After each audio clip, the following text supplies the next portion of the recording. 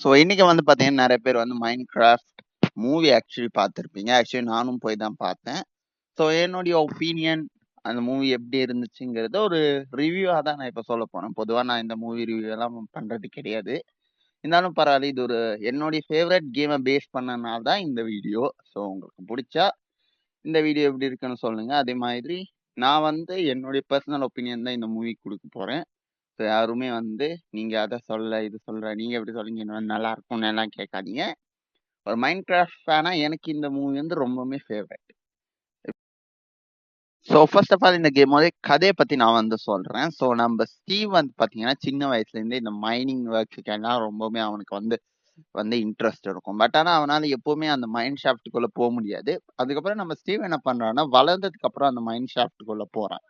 So அப்படி போனால் நம்ம ஸ்டீவுக்கு ஒரு கியூப் மாதிரியான ஒரு பொருள் கிடைக்குது. ஸோ அந்த கியூபை வச்சுக்கிட்டு நம்ம ஸ்டீவ் மைண்ட் கிராஃப்ட் உலகத்துக்குள்ள போறாரு. ஸோ அப்படி போற மைண்ட் கிராஃப்ட் உலகத்துல அந்த நெதர்ல இருக்கிற மான்ஸ்டர்ஸ் என்ன பண்றாங்க அப்படின்னா அந்த கியூபை எடுக்கணுங்கிறதுக்காக நம்ம ஸ்டீவ் ஆக்சுவலி வந்து பாத்தீங்கன்னா கடத்தி வச்சுக்கிறாங்க. ஐ மீன் அரெஸ்ட் பண்ணி வச்சுக்கிறான்னு வச்சுக்கோமே. ஸோ அப்ப நம்ம ஸ்டீவ் என்ன பண்றான்னா அவன் வளர்க்குற ஒரு நாய்க்கிட்ட அந்த கியூபை கொடுத்து நீ வந்து இதை வந்து ரியல் வேர்ல்டுக்கு எடுத்துட்டு போய் என்னோட வீட்டுல பதுக்கி வை அப்படின்னு சொல்லிட்டு சொல்றான். ஸோ இதெல்லாம் நடந்து முடிச்சதுக்கப்புறம் நம்மளுடைய அந்த சுட்டி பையன் இருப்பான் அந்த படத்துல. ஸோ அவனுக்கு வந்து அந்த கியூப் கிடைக்குது. ஸோ அந்த கியூபை திரும்ப அவன் வந்து மைண்ட் கிராஃப்ட் வேர்ல்டுக்குள்ள எடுத்துடுவானா. ஸோ இதுக்கெல்லாம் நடுவில் நம்ம ஸ்டீவ் எப்படி அந்த மைண்ட் கிராஃப்ட் உலகத்தை காப்பாத்தாங்களா, அதே மாதிரி இந்த கேரக்டர்ஸ் எப்படி இந்த உலகத்தை விட்டு வெளியே போச்சுங்கிற ஒரு கதையை சொல்ற கதை தான் இந்த ஒரு மைண்ட் கிராஃப்ட். சரி, ஃபர்ஸ்ட் ஆஃப் ஆல் இதுக்கும் கேமுக்கும் என்ன சம்மந்தம்னா நிறையவே சம்மந்தம் இருக்கு. கேம்ல இருக்கிற நிறைய விஷயங்களை இந்த படத்துலயுமே கொடுக்க ட்ரை பண்ணியிருக்காங்க. ஸோ அதில் முக்கியமான ஒன்று தான் த வாட்டர் பக்கெட். நீங்கள் வந்து மைண்ட் கிராஃப்டில் வந்து பார்த்தீங்கன்னா ரொம்ப பெரிய மவுண்டன்லேருந்து நீங்கள் ஒரு வாட்டர் பக்கெட்டு கீழே போட்டிங்கன்னு வைங்களேன், அதுலேருந்து உங்களுக்கு ஃபால் டேமேஜே இருக்காது. ஸோ அந்த ஒரு விஷயம் ஆக்சுவலி இந்த படத்துலையுமே யூஸ் பண்ணியிருக்காங்க. அதே மாதிரி நிறைய விஷயங்கள் இருக்கு. அதே மாதிரி தான் இது வந்து மைண்ட் கிராஃப்டோட நியூ கான்செப்ட் எல்லாம் கிடையவே கிடையாது. இது வந்து மைண்ட் கிராஃப்ட் லெஜெண்ட் அப்படிங்கிற ஒரு கேமோடைய ஒரு ரீப்ளே அந்த மாதிரி தான் எனக்கு வந்து தெரியுது. இதெல்லாம் ரீமேக்னு சொல்லலாம். ஏன்னா பார்க்குறது அப்படிதான் இருக்கு. மைண்ட் கிராஃப்டில் அந்த லெஜெண்ட்ஸை பற்றி நான் வந்து சர்ச் பண்ணும்போது சேம் இதே மாதிரி தான் அந்த கேம் பிளேலோட ஃபர்ஸ்ட்டில் நம்ம ஸ்டீவ் வந்து மைண்ட் பண்ணிட்டு இருப்பாரு. ஸோ அப்போ மைண்ட் கிராஃப்ட் கடவுள்கள் வந்து இந்த உலகத்தை நீ தான் காப்பாற்றணும்னு சொல்லிட்டு ஒரு கியூப் மாதிரியான ஒரு விஷயத்துக்கு கொடுப்பாங்க. படத்தில் கொடுத்துருக்க அதே கியூப் தான். ஸோ இந்த படத்தில் அது ஒரு வந்து எப்படி சொல்றது, அது ஒரு போர்ட்டல் ஓப்பன் பண்ணுற ஒரு கீ மாதிரி தான் கொடுத்துருப்பாங்க. பட் ஆனால் கேமில் அதை யூஸ் பண்ணி நிறைய மாப்ஸை ஸ்பான் பண்ணலாம். ஸோ அப்படி ஸ்பான் ஆகுற மாப்ஸை வச்சு நீங்கள் நெதர்லேருந்து வரக்கூடிய அந்த பிக்லிங்ஸை டிஃபீட் பண்ணி திரும்பவும் துரத்தணும். அதுதான் அந்த கேமோட கான்செப்ட். கிட்டத்தட்ட அதே மாதிரி எடுத்துட்டு போக ட்ரை பண்ணியிருக்காங்க. பட் கொஞ்சம் புதுசாக இருக்கு. ஸோ இந்த படத்தில் வந்து பார்த்தீங்கன்னா மொத்தமாக 5 கேரக்டர்ஸ் இருக்கு. ஒரு சின்ன பையன், அதுக்கப்புறம் 4 பெரிய பசங்க, ஓகேவா, பெரியவங்க. ஸோ அந்த எல்லா கேரக்டருமே அந்த அளவுக்கு உங்க மனசுல வந்து நிற்காது. இருக்கக்கூடிய ஒரே கேரக்டர் இந்த படத்தில் நடிச்சிருந்த பிளாக் ஜாக் அண்ட் ஜேசன் மாமுவா. இவங்க 2 பேரும் தான் இந்த படத்தோட ஒரு முக்கியமான ஹைலைட்னு சொல்லுவேன். ஏன்னா படத்துல அவங்களுக்கு கொடுக்கப்பட்ட அந்த ஸ்க்ரீன் டைம், அவங்களுக்கு கொடுக்கப்பட்ட டயலாக்ஸ், அவருக்கு அவங்க 2 பேர்த்துக்கும் கொடுக்கப்பட்ட அந்த ஒரு ஸ்டோரி, அவங்க 2 பேர்த்துக்குமே கொடுக்கப்பட்ட அந்த காஸ்டியூம் எல்லாமே வந்து பாத்தீங்கன்னா அந்த மைண்ட் கிராஃப்டோட சிங்க் ஆகுது. அதே மாதிரி தான் அவங்களுக்கும் அதிகமான டயலாக்ஸுமே இருக்கும். அதுவுமே ரொம்ப ஐகானிக்கான டயலாக்ஸ் கூட இருக்கும் நம்ம ஜாக் மாமுவா அண்ட் பிளாக் ஜாக் இவங்க 2 பேர்த்துக்குமே. ஸோ ஓவரால் மற்ற கேரக்டர்ஸ் எல்லாம் எதுக்கு வராங்கன்னே தெரியாத மாதிரி தான் இருக்கு. ஃபர்ஸ்ட் வந்து பாத்தீங்கன்னா நம்ம ஜேசன் மாமோட தான் படமே வந்து ஸ்டார்ட் ஆகுது.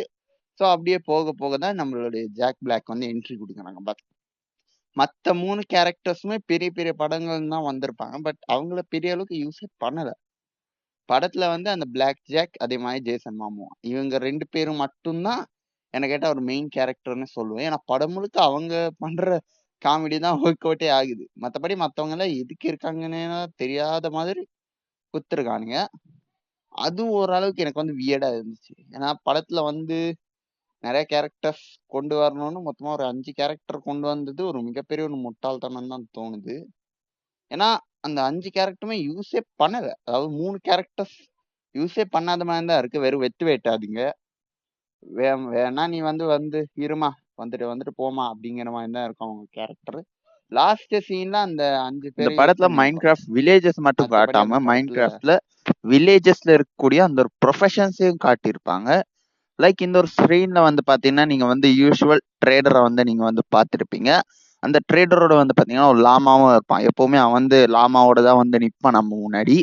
ஸோ அந்த விஷயத்த குறிக்கிற மாதிரி வச்சிருப்பாங்க. ஸோ அதே மாதிரி தான் இந்த படத்துல இன்னொரு இடத்துல வந்து பாத்தீங்கன்னா இன்னொரு வில்லேஜர் உங்களால பார்க்க முடியும். அதுக்கு வந்து ஒரே ஒரு செகண்ட் ஸ்டீவுக்கு பின்னாடி தான் இருப்பாங்க அந்த சிக்கன் ஃபார்ம்ல. அது யாருன்னா நீங்க பிரீத்திங், அதாவது நீங்க அந்த போர்ஷன்ஸை கிராஃப்ட் பண்ணும்போது ஒரு ஸ்டாண்ட் யூஸ் பண்ணுவீங்க இல்லையா? ஸோ அந்த போர்ஷன் கிரியேட் பண்ற அந்த ஒரு வில்லேஜர், ஓகேவா? அதுவுமே ஒரு வித ப்ரொஃபஷன் தான். ஸோ அதே மாதிரி தான் அந்த ஒரு ஸ்மோக்கர், அந்த சிக்கன் மீட் அந்த சம்மந்தப்பட்ட வில்லேஜர் கூட இதுல வந்து இருப்பாரு. அதே மாதிரி வெப்பன்ஸு, அதுவும் இந்த உள்ளு, இந்த மாதிரி நிறைய வில்லேஜர்ஸோடைய ப்ரொஃபஷன்ஸுமே காட்டியிருப்பாங்க. அவங்க எப்படிப்பட்டவங்க, அவங்க யாரு, இந்த மாதிரி நிறைய விஷயம் காட்டியிருப்பாங்க. கூடவே அயன் கோலம் அவனையும் காட்டியிருப்பாங்க.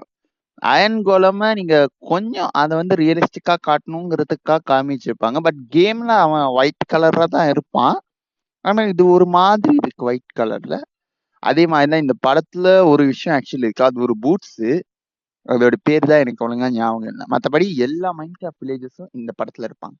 அதே மாதிரி தான் இந்த படத்துல ஒரு சீன்ல அந்த கியூப் இருக்கு பாத்தீங்களா? மொத்தமா 2 பார்ட் இருக்கும் இல்லையா? அந்த 2 பார்ட்டை ஒண்ணா சேர்த்தா மட்டும் தானே போர்ட்டல் வந்து உருவாகும். ஸோ அதுல ஒரு கியூப் வந்து பாத்தீங்கன்னா உடைஞ்சிருக்கும். ஸோ அந்த உடைஞ்ச கியூப் வந்து தேடி நம்ம ஆளுங்க எங்க போவானுங்கன்னா வில்லேஜர் மேன்ஷனுக்கே போயிடுவாங்க. வில்லேஜர்னு சொல்றேன், பில்லேஜர் மேன்ஷனுக்கே போயிடுவாங்க. ஸோ அந்த இடத்துலயுமே நிறைய பில்லேஜர்ஸ் உங்களால பார்க்க முடியும். எல்லா பில்லேஜரையுமே இந்த மைன்கிராஃப்ட் மூவில கொடுத்துருக்காங்க. ஸோ மைன்கிராஃப்ட் வேர்ல்டு நீங்க எல்லாத்தையும் பார்க்க முடியும். எனக்கு பர்சனலா பிடிச்ச ஈஸ்டர் எக்னா டெக்னோபிளேட். அதை நான் சொல்றதை விட நம்ம ஸ்டீவ் சொல்றது கேட்பீங்கன்னு நம்புறேன். ஸோ அவர் என்ன சொல்லுவான்னா, அவங்க இந்த ரெட் கலர் ட்ரெஸ் போட்டுக்கிட்டு இருப்பான் பாத்தீங்கன்னா, அவன் பேர் கூட தெரியுது. ஸோ அவன் வந்து கேட்பான், இந்த பண்ணி யாரு, ஒரு ராஜாவா அப்படிங்கிறவன் கேட்கும்போது, இல்ல ஹீஸ் அ லெஜெண்ட் அப்படின்னு சொல்லுவான் பாருங்க. அப்பதான் ஒரிஜினல் கூஸ் பம்ப் மூமெண்ட்டே கிரியேட் ஆகும். ஸோ டெக்னோபிளேட பத்தின ஒரு முக்கியமான ஈஸ்டர் எக் இந்த கேம்லயுமே இருக்கு. நீங்க யாராவது மைன்கிராஃப்ட் கேம் விளையாடுனீங்கன்னா நீங்க வந்து பன்னிக்கு வந்து டெக்னோபிளேட் அப்படின்னு சொல்லிட்டு பேர் வச்சீங்கன்னு வைங்களேன், அந்த பன்னி மேல ஒரு கிரவுன் வந்து உங்களுக்கு வந்து வந்துரும். ஓகேவா? டெக்னோபிளேடுன்னு பேர் வச்சா மட்டும். ஸோ அந்த ஒரு ஈஸ்டர் எக்குமே இந்த படத்துல வச்சிருப்பாங்க. எனக்கு அது வந்து பர்சனலா பிடிச்சிருக்குங்க. ரொம்பவும் பிடிச்சிருக்கு. அதே மாதிரி தான் இந்த படத்துல நீங்க நினைக்கிற மாதிரி ஒண்ணுமே விஎஃப்எக்ஸே கிடையவே கிடையாது. என்னடா கோபால் சொல்ற, விஎஃப்எக்ஸ் கிடையாதா அப்படின்னு சொல்லிட்டு கேட்டீங்கன்னா, ஆமா. இந்த படத்துக்காகவே தனியா செட்டு போட்டு இந்த ஒரு வேலையெல்லாம் பார்த்துருக்கானுங்க. ஒண்ணுமே விஎஃப்எக்ஸே கிடையாது. முழுக்க முழுக்க ரியல். பிராக்டிக்கலா எப்படி எடுக்கணுமோ அந்த மாதிரி எடுத்திருக்காங்க. முழுக்க முழுக்கவே ரியலிஸ்டிக்கா இருக்கணுங்கிறதுக்காக அந்த மைன்கிராஃப்ட் கேமை பத்தி தெரிஞ்ச மைன்கிராஃப்ட் டெவலப்பர்ஸையும் மைன்கிராஃப்ட் பிளேயர்ஸையும் ஒன்னா சேர்த்து தான் இந்த படத்தையே உருவாக்கியிருக்காங்க. யோசிச்சு பாருங்க, 100 மில்லியன். அந்த 100 மில்லியன் வச்சுக்கிட்டு இவ்வளவு வேலை பார்த்துருக்கான் மோஜங். அதே மாதிரி தான் நான் வந்து அந்த ஜாக் பிளாக் அண்ட் ஜேசன் மாமோவா பத்தி உங்களுக்கு ஒரு விஷயம் சொல்லணும். ஸோ அது என்னன்னா, ஜாக் பிளாக் அண்ட் ஜேசன் மாமோவா இவங்க 2 பேர் பத்தி பட்ஜெட் வைஸ் இவங்களுக்கு யாருக்கு அதிகமான சம்பளம்னா அது நம்ம ஜேசன் மாமோவாக்கு தான். ஆனா நம்ம ஜாக் பிளாக்கு தான் கம்மியான சம்பளம் கொடுத்துருக்காங்க. ஜாக் பிளாக்கு ஜஸ்ட் 2 மில்லியன், அவர் 2 மில்லியன் தான் கேட்டிருக்காரு. ஸோ அதனால 2 மில்லியன் கொடுத்துருக்காங்க. அதே மாதிரி நம்ம ஜேசன் மாமோவா கிட்டத்தட்ட $17 மில்லியன் இந்த படத்துக்காக கேட்டிருக்காரு. ஏன்னா உங்களுக்கே தெரியும், அவர் வந்து டிசில வந்து ஆக்வாமேனா நடிச்ச ஒரு கேரக்டர். ஸோ அவ்வளோ மாசான ஒரு கேரக்டரை இவ்வளோ தமாசா காட்டுவீங்களாடா அப்படிங்கிற மாதிரி கேட்டிருக்காரு. எப்படியோ கன்வின்ஸ் பண்ணி 17 மில்லியன் நம்ம வந்து கொடுக்குறோம் அப்படின்னு சொன்னதுனால தான் இவர் வந்து நடிச்சிருக்காரு ஜேசன் மாமோவா. பட் நம்ம ஜாக் பிளாக், எனக்கு பணம் எல்லாம் முக்கியம் இல்லைங்க, ஃபன் இருக்கா அப்படிங்கிற மாதிரி இந்த செட்டு முழுக்க அப்படியே ஃபன் பண்ணிக்கிட்டு சுத்திக்கிட்டு இருக்காரு. அதை நடிக்கும் போதே அவர் வந்து காமிச்சு இருப்பாரு. பயங்கர ஃபன்னியான ஒரு வைபான கேரக்டரா தான் அவர் ஆக்சுவலி அந்த கதை ஆக்சுவலி நடிச்சிருப்பாரு. பட் கதையில மட்டும் இல்ல, ரியல் லைஃப்ல கூட ஷூட்டிங்ல கூட அப்படிதான் பண்ணியிருப்பாரு. பயங்கர வைபா ஒரு மாதிரி ஃப்ரெண்ட்லியா தான் இருப்பாங்க.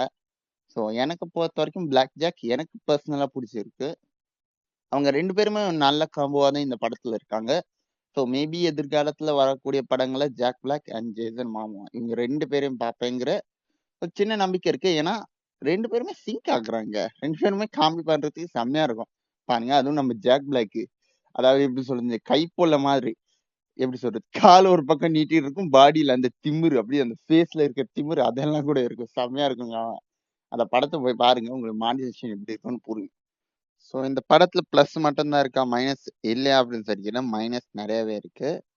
ஸோ அதுல ஒண்ணுதான், நீங்க இதை வந்து ஒரு எப்படி சொல்றது, குழந்தைகளுக்கான ஒரு மூவி, ஓகேவா? பட் மைன்கிராஃப்ட் ஃபேன்ஸுக்கும் பிடிக்கிற மாதிரி தான் இது வந்து டெவலப் பண்ணியிருப்பாங்க. So kids and Minecraft fans இவங்க 2 பேத்துக்குமே ஒரு சூப்பரான படமா தான் இது வந்து அமையும். ஸோ மற்றபடி நீங்க வந்து லாஜிக்கெல்லாம் எதிர்பார்க்கவே முடியாது. ஏன்னா இது ஒரு ஆக்ஷன் வந்து ஒரு animated movie. So live action animated movie. So அதுல வந்து லாஜிக்குங்கிறது கொஞ்சம் ஒஸ்டா தான் இருக்கும். பட் ஓகே, பார்க்கலாம். ஸோ அதே மாதிரி தான் 3Dல போய் பாருங்க. ஏன்னா எனக்கு வந்து 3Dல இந்த படம் நல்லா இருந்துச்சு. ஏன்னா மைன்கிராஃப்ட்டுங்கிறது ஒரு பிளாக்கி ஸ்ட்ரக்சர். எல்லாமே வந்து பொட்டி பொட்டியா இருக்கும்போது அந்த 3D எஃபெக்ட்ல அந்த பாக்ஸ் எல்லாம் பயங்கரமா சிங்க் ஆகும். ஸோ 3Dல பார்க்கறது பெஸ்ட். ஸோ அதே மாதிரி தான் இந்த படத்துக்கு நீங்க போய் என்ன பண்ணுவீங்க, எப்படி நல்லா இருக்கான்னு சொல்லிட்டு கமெண்ட் பண்ணுங்க. இந்த படத்துல நிறைய ஈஸ்டர் எக்ஸ் இருக்கு, அதெல்லாம் கவர் பண்ண முடியாது. ஸோ இப்போவே வீடியோ ஆச்சு ரொம்ப தூரம் போய்கிட்டு இருக்கு. ஸோ நான் இத்தோடு நிறுத்துக்கிறேன். உங்களுக்கு மைன்கிராஃப்ட் எப்படி இருக்கும், மைன்கிராஃப்டோடைய பார்ட் 2 எப்போ வரணும்னா அடுத்த வருஷம் வரணும்னு சொல்லியிருக்காங்க. ஸோ பார்ப்போம் எப்படி அது வர போகுதுன்னு சொல்லிட்டு. பை பை, டாடா, see you.